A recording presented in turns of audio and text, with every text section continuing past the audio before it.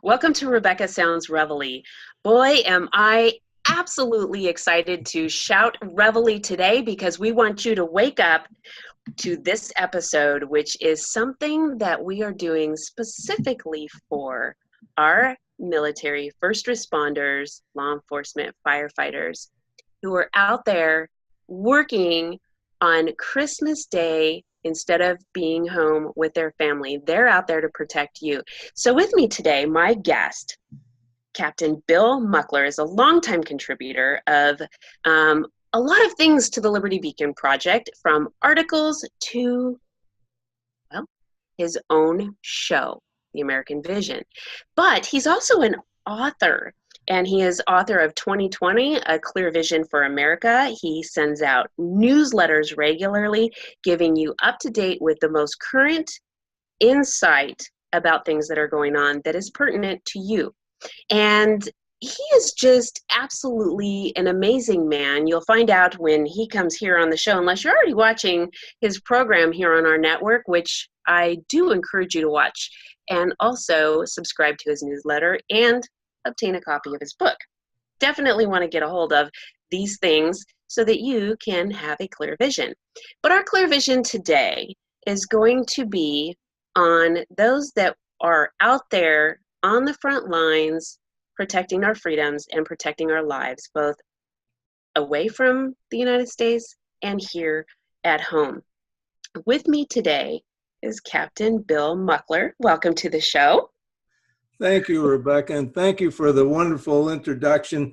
And for those of you watching, Rebecca and I have been talking about this for several weeks, that we really wanted to give a special season's greeting, and I shouldn't say seasons, I should say a blessed Christmas greeting. Yes. To all of our vets, our first responders, and especially all of our guys and gals that are on active duty in harm's way and protecting our liberty and freedom.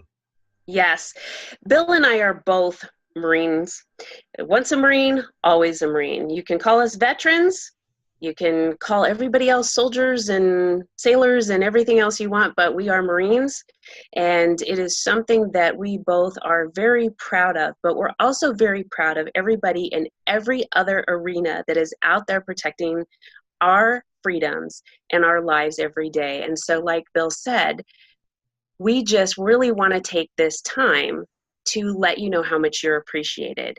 And I know, Bill, you've got some things to talk about in really delivering a good message to those out there who are serving. Yes. As you know, Rebecca and I have both been on active duty in the Marine Corps, and so we understand what it takes to be on active duty. And there's something I wanted to start off by saying, and I wrote about this in my book, and I tried to explain this so everybody that has never been in the service can understand. But for those that go on active duty and they stay in for 20 and 30 and more years, I mean, they are really outstanding patriots, and they carry the torch for everybody. But for those who are only in for maybe 2 or 3 or 4 years, they are equally important. It's just that they have a different time of duty and maybe different roles, different responsibilities. And everybody from a 4-star down to a PFC are all equally important. We just have different roles to play and different responsibilities. And it takes every one of us. So those of us who served, just for a few years, myself, I was on active duty only 4.5 years and about 11 years in the reserves. The guys that are in and the gals that are in with me were in to help keep the services going, because if it wouldn't have been for us, there would be times when there wouldn't be anybody in the service and we couldn't go on. So the services are in a constant stage of training And that's what it takes to keep it going, to keep our country safe, because if we don't have each and every one of us, it just isn't going to work. So for all of those that are on active duty right now, I salute you. I do as well. And I think that you have brought up a really good point, because a lot of times we tend to have this image that a person who is not available to be with their family on Christmas is overseas and they're fighting in a war zone. But to really make our military stable and our security as a nation really fully secure, we have to have everybody, like you said, from the lower ranking E1 all the way up to the commander-in-chief, doing things to make this function and to function well. Yes, for sure. And you brought up something about those that can't be at home with their loved ones and their families and friends on holidays. I can remember I went in January of '58, I guess was when I signed up. So I've been around a long time. I was in the old Corps. And at that time, that's right, you were in the old Corps. We were the old Corps. Now I guess I'm the old Corps. But, well, I've got to stop you right there, Bill, because what is so funny in this, one, is that I can call you by first name now. And, absolutely. And two is that you were in the old Corps, and I was coming in at a time where it was transitioning from old Corps to what they called new Corps. Mm-hmm. Yeah. Very interesting. So, my first Christmas was in Quantico. I was in basic officer school, so I was home, and then I was assigned to overseas duty, and my overseas duty happened to be with the 1st Marine Brigade, which happened to be at the Kaneohe Bay Marine Corps Air Station in Hawaii, which was a territory at the time. It was not a state yet. And then it became a state in, I guess it was October of '59. I got there in June of '59. But the first time that I spent a serious holiday away from home was in Easter of '61. And I was somewhere out in the middle of the Pacific, and we were on our way to Vietnam. And our whole 1st Marine Brigade was on our way there, and it was a covert operation. We actually loaded the entire 1st Marine Brigade board ship at Pearl Harbor from noon on Monday to 6 a.m. 0600 on Tuesday morning when we sailed, and nobody knew where we were going. It was quite a an armada of ships, and so when we got to Very Vietnam. Scary. I was in one of the units that they said, you guys aren't going ashore. So the point I want to make with this is sometimes we don't have any choices of what duty we're going to have, or where we're going to go, or what we're going to do. We just do what we're supposed to do, and we carry on and do the best we can. So I got sent to Okinawa, and then from there, our CO had some of the officers go to a training course, and they sent me to take the squadron to Japan. And so we sailed to Japan, and when we got there, it was the same thing as Vietnam. We didn't go ashore. They said, no, you guys are going to the West Coast to support a training operation, training exercise on the West Coast, the Westpac. And guess what? We never got there either. We ended up on San Clemente Island, which is 60 miles off the coast of LA. Yes. And you have to know something. I have wondered for years what was out there, because I'm a retired police officer now, but one of the areas that I patrolled, there was a hill that I used to sit, and on a clear day, and this is in San Diego County, you could see the island. And I just kept thinking, I want to know what's over there, So I think that that's There absolutely was amazing. nothing there but goats and jackrabbits and tumbleweeds. All right, I've got to just ask you, how does a goat get on an island? I don't know how they got there, but I guess and this is a horrible story. So we were there for 30 days, and so at the end of there, I guess the last day we were there before we were going to pack up and go back to Hawaii. We were going to have a big barbecue because we were just eating sea rations then. This is the days before the MREs. Okay. So some of the guys go out and they hunt and they shot 3 goats and Oh no. barbecued those goats. And it was the foulest smelling, worst tasting thing I've ever had in my entire life. And I don't know, I guess because they were wild and all they ate was pretty tangled up brush. Yes, yes. Well, I think there's a lot of stories for us being out in the field or having gone on something. I can remember, when this is not related to a goat, but it is related to a scorpion. And when you're young and you may or may not know about all of the creatures and what they do. There was a scorpion out there, and the guys got the scorpion and cut it in half, and the thing was still alive. And I was thinking, what in the world? There's a lot of things with animals and creatures that we come upon and have no idea of. And this is just here on the States. So my understanding, and fortunately, and I've got to say, this really hurt my pride when I was activated for Desert Shield and Desert Storm. I ended up stateside. And something that you said at the beginning of the show, which I really want to share with those of you who have felt like I did when your unit had those who have gone overseas and you felt guilty or that you didn't do enough. That is not the case.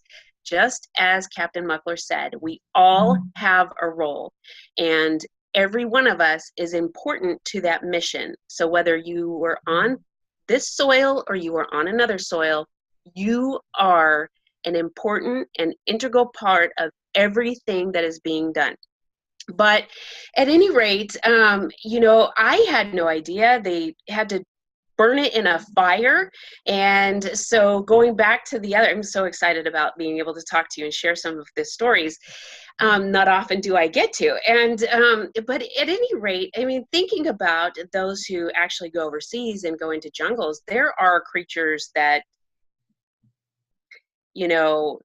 we just have no idea how dangerous they are, or, we are worried about friendly and foreign fire, right? We're not worried about friendly creatures and dangerous creatures. So it's very interesting, but I can't say that I've ever burned a goat.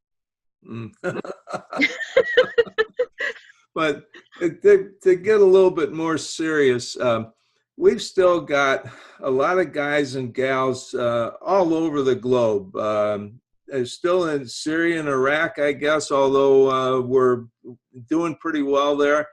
In Pakistan, Somalia, in places in Africa we probably don't even know about. And these guys and gals sometimes, they don't even have anything more than maybe a sleeping bag, if they even have that much. So, we go to bed and we're worried about whether the blanket is on straight or something like that. They're on the ground in the cold, and it's rough. And so we don't really appreciate that much. And I know sometimes we see some videos of Thanksgiving and Christmas dinners where they get some hot chow, and that might be a luxury that most of them get maybe once a week or once every few weeks. And we, I don't know about everybody that's watching. I hope you all are doing what I'm doing. And that's taking at least one shower a day. When you're out there, I've been out there, but in training exercises, you don't get a shower for a couple of weeks. You're starting to think, wait a minute, am I a human being anymore or not? And so they're really, they're really so strong and so disciplined, and they're just doing everything so much to keep us safe. And, like I said, I have to salute each and every one of them.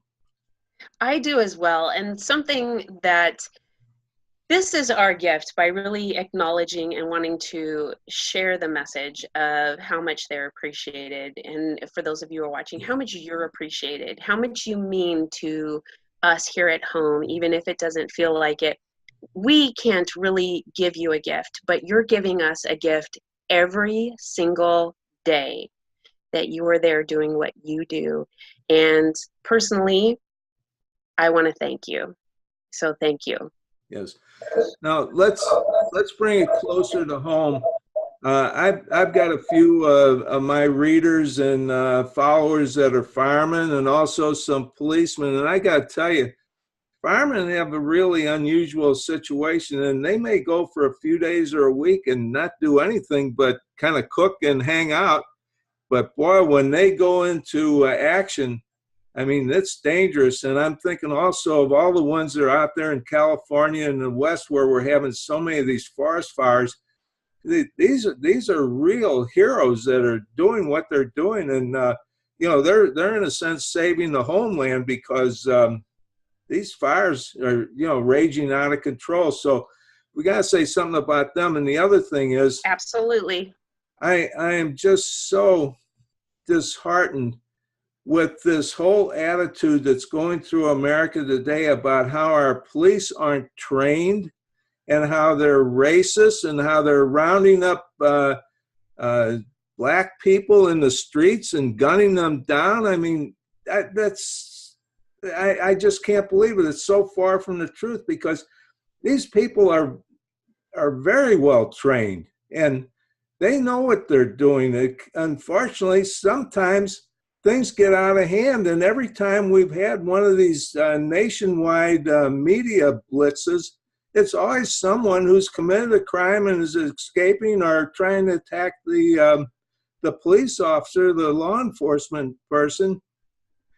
It just really bothers me that this is all going on.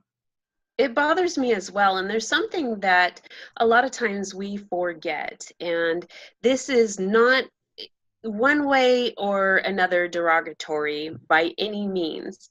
It's going to show a differentiation in military versus paramilitary. And in military, they're federal employees, correct?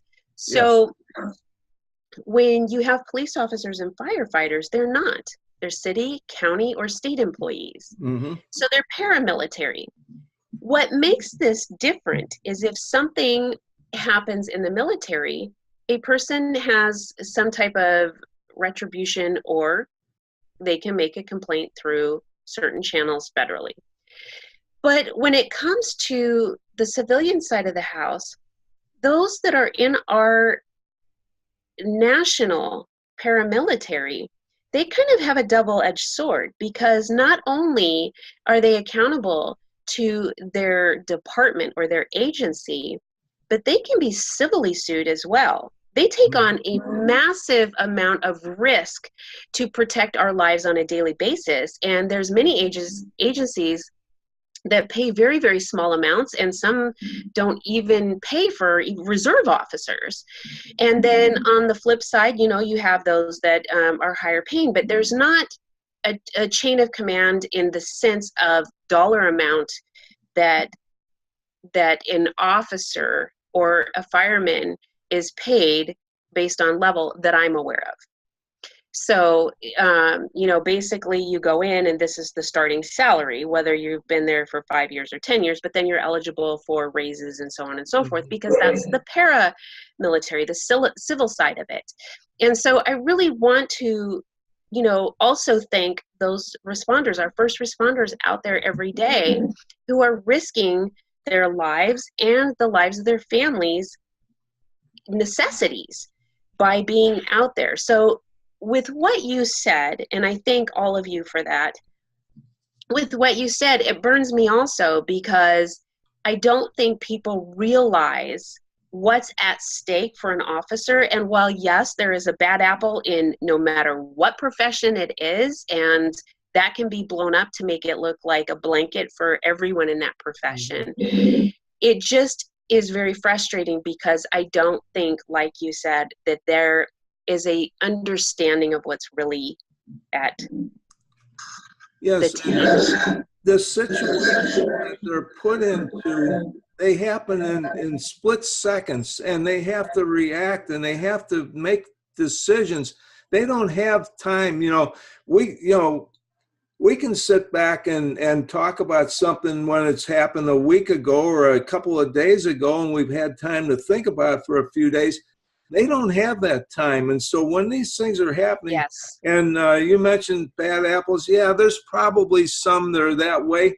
But I think a lot of these situations are good people that just get caught up in bad situations, and they're really hard pressed in a dangerous situation to make a very good decision. And sometimes the decisions they make, we can come back and second guess them and say, hey, you did something wrong here. But what would we all do if we were facing that situation? Yes, and if there's a video that's broadcast everywhere, what about that being a one, that's a, telescopic angle. It's Mhm. not, it's not a global view of what happened at that particular incident. And something else that, because I've been on both sides of the coin, military, paramilitary here, one thing that a lot of people fail to realize is we focus a lot, especially during the holidays, at there being a lot of depression in society. We have our military who are, trying to work with those that they see this happen to. We have the same thing in law enforcement, and PTSD is not in one particular arena, just military. It happens with law enforcement, firefighters, and just as in just about every arena that I'm aware of, it is very hard for anybody to say, hey, I'm experiencing this, but it's there. And we instead chastise those who are making the decisions, who are trained and that are out there risking it. Like you said, what would they do? What would they do? And there's just, I get really frustrated about this like you do, because I just see so much dedication from everybody that is saying, I will stand up and sign my life for somebody that I don't know. Yeah.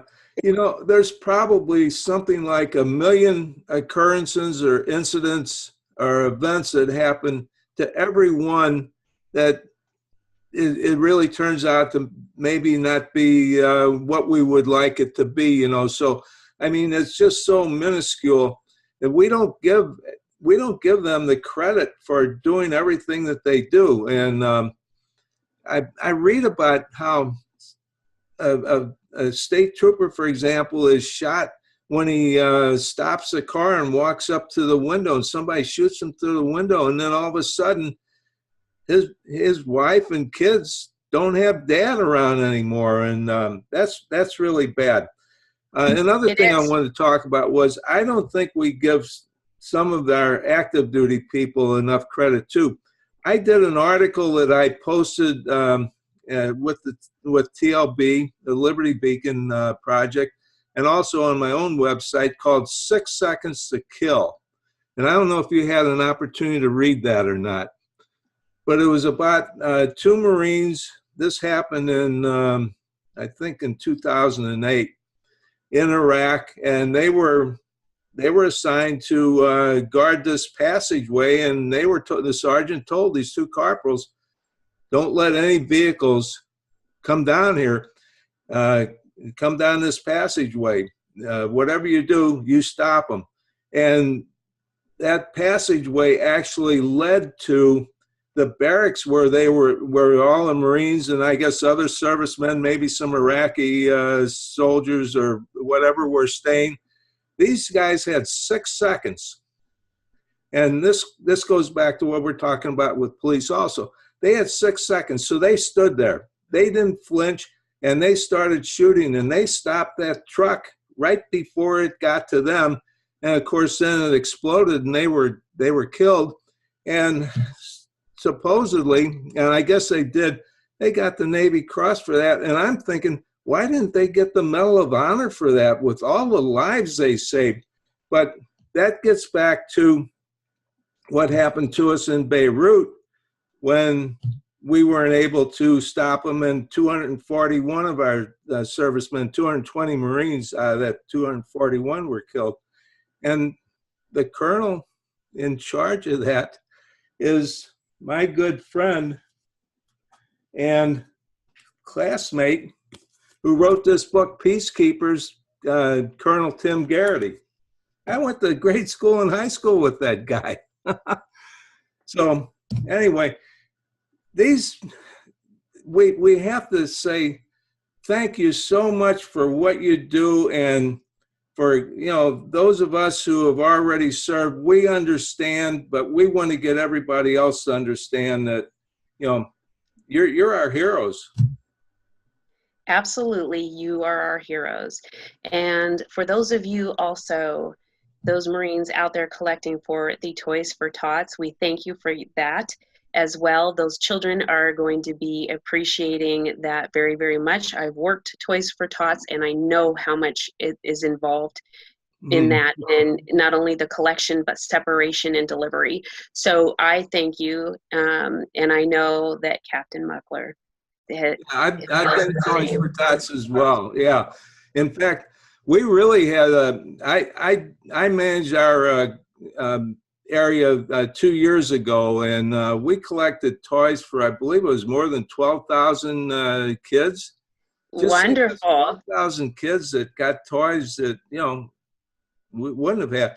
And of course, that's the generosity of all the good people, all the good citizens that really don't get a whole lot of credit either. So for those of you who aren't vets or aren't on active duty or aren't first responders, and you're just kind of civilians like I am now and Rebecca is now, we want to thank you for everything you do too. Yes.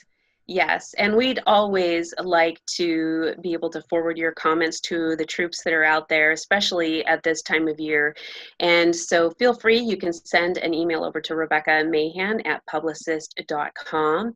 And I want to also, Bill, have you go over with how our viewers can get a hold of your information, from your newsletter to your book, or to even see you on TV. Yeah.